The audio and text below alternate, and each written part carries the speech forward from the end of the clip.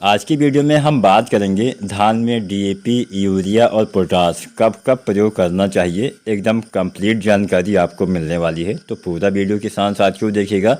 और जो भी आपके मन में सवाल या सुझाव हो आप कमेंट करिए। अगर आप धान की रोपाई कर चुके हैं तो हमें नीचे कमेंट के माध्यम से बताइए कि आपकी धान की फसल अभी यानी आज के डेट में जब आप वीडियो देख रहे हैं उस दिन कितने दिन की हो गई है।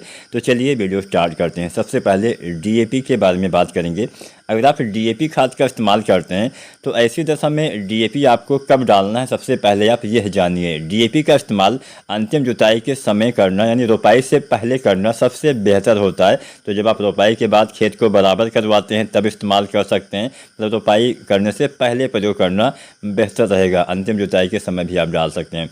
तो रोपाई से पहले डीएपी कितना डालना है, डीएपी आपको इस्तेमाल करना है 30 किलो से लेकर 40 किलो प्रति एकड़ के हिसाब से। रोपाई के बाद डीएपी डालने से ज़्यादा लाभ नहीं मिलेगा, क्योंकि डीएपी क्या होता है, ज़्यादा ऊपर नीचे नहीं जाता है। जहाँ पे डालेंगे लगभग थोड़ा ऊपर नीचे चला जाएगा, ज़्यादा नहीं जाएगा। तो इसलिए डीएपी का मतलब जिसमें फास्फोरस होता है वो ज़्यादा ऊपर नीचे नहीं जाता है। तो इसलिए डीएपी यानी फिर जितनी भी फास्फोरस वाली खाद होती है उसको आपको पहले ही डालना है, चाहे डीएपी हो, चाहे एनपीके हो, चाहे हो आपका सिंगल सुपर फास्फेट, पहले डालिए। डीएपी डालते हैं 30-40 किलो आपको प्रयोग करना होता है। अब हम बात करते हैं पोटाश के बारे में। किसान साथियों, डीएपी के बाद पोटाश की भी पौधे को अच्छी आवश्यकता पड़ती है। पोटाश की कमी से बालियाँ छोटी पतली कमज़ोर रह जाती है, उत्पादन में कमी कहीं ना कहीं देखी जाती है।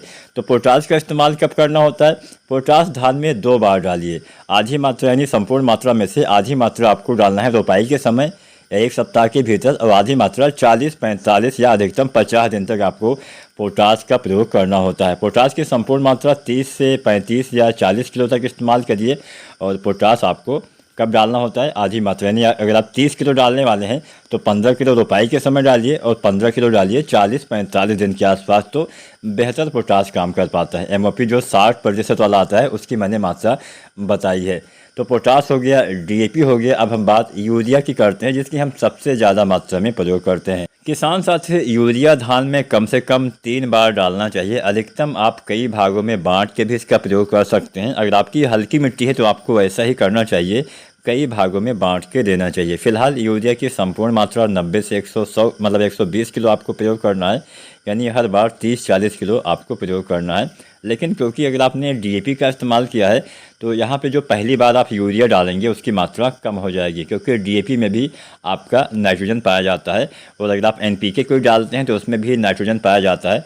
तो आप पहली जो मात्रा डालेंगे वो आपको आधा कर देना है। 30-40 किलो डालने वाले थे तो 15-20 किलो कर दीजिए। तो अगर आप डीएपी खाद का इस्तेमाल करते हैं तो पहली बार यूरिया डालिए। रोपाई के 1 सप्ताह के आसपास लगभग आपको 15-20 किलो जो है यूरिया डालना चाहिए। आप चाहें तो उसी साथ में पोटाश भी प्रयोग कर सकते हैं, लेकिन डीएपी हमेशा पहले ही डालना है रोपाई के। डीएपी या फिर कोई भी फास्फोरस वाली खाद बाद में इस्तेमाल करने से ज़्यादा लाभ नहीं मिलेगा।